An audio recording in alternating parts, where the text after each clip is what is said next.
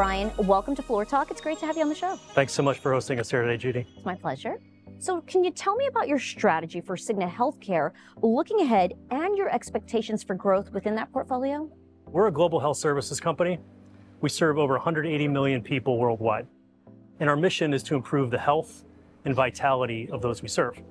We have two primary growth platforms. The first one is Evernorth Health Services, which, as the name implies, is a health service-based company, primarily focused on prescription drugs in the United States. And the second growth platform is Cigna Healthcare. This is our health benefits or health insurance arm. And importantly, we serve close to 20 million people worldwide here, with our flagship business being our US employer healthcare business. So this is individuals and their family members who access health benefits through their employer. And today we serve about 15 million people specifically in that business. And the biggest growth opportunity we have going forward is in the smaller employers end of the market. So what we call the select segment. So these are employers with 500 or fewer employees. Today, we serve about 3 million lives there. We see an outsized growth opportunity within Cigna Healthcare going forward to serve more customers in that size segment.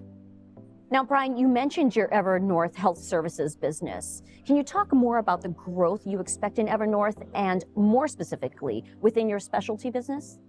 Our Evernorth business has two high-performing growth engines within it. So these are both industry-leading businesses within the broader Evernorth Health Services portfolio.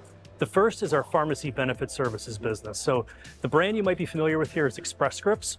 So think of this as prescription drugs, high volume, transaction-based business. So this year, we'll fill about 2 billion prescriptions across the United States in that business. Many of them are generics, small dollar, but high volume.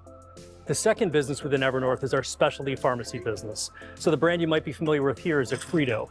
And to your question, this is the part that has the most growth opportunity going forward for our company. So these are different types of prescription drugs.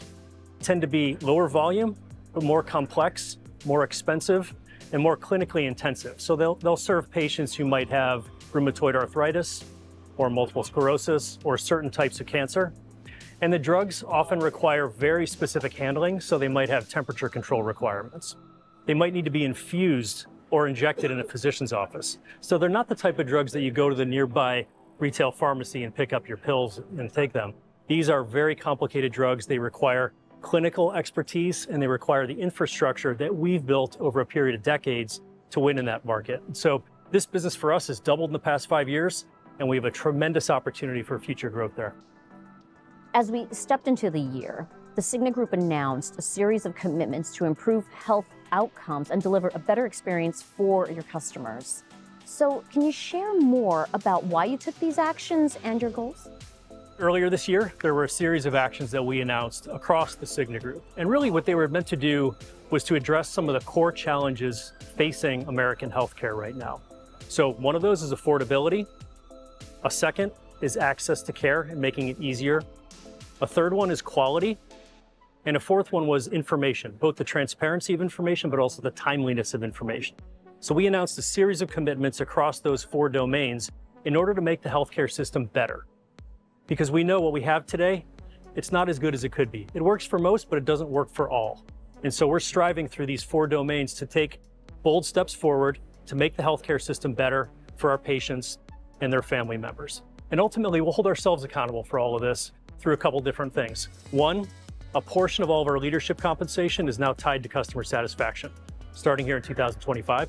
And secondly, in early 2026, we'll be publishing the first customer transparency report that provides a series of metrics that shows what progress we're making against those different challenges: affordability, access to care, quality, and transparency. So we're excited to step into this rather than waiting for a regulator to tell us to do something differently. We're stepping into this to try to make the healthcare system better. How would you characterize the headwinds facing the industry in 2025? The headwinds are numerous. So the areas I just touched on, I'll give you a little bit more detail on each of those. So affordability. We're about to enter another year of high medical cost trend. Last year was a high medical cost trend year. 2025 is another high medical cost trend year. So what that means is premiums are higher. Out-of-pocket expenses will be higher when people utilize care, and all of that pressures the pocketbooks of individuals and their families and makes healthcare that much less affordable. So that's a challenge the entire industry is facing in different ways.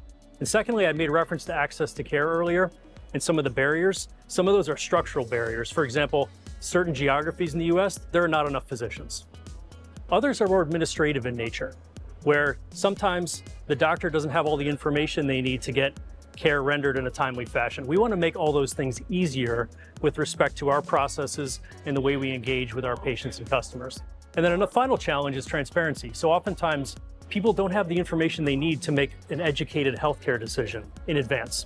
Or after they utilize care, they don't understand why it cost what it did and what they could maybe do differently to bring down the cost of future care. Those are all areas that the industry is facing right now as challenges, and we at the Cigna Group are stepping in to try to make them better on behalf of our patients and customers. Finally, Brian, 2025 is shaping up to be a highly dynamic year across the healthcare industry. So what are you most excited about as we look ahead? What I'm most excited about is the opportunity we have to make a real impact on the customer experience.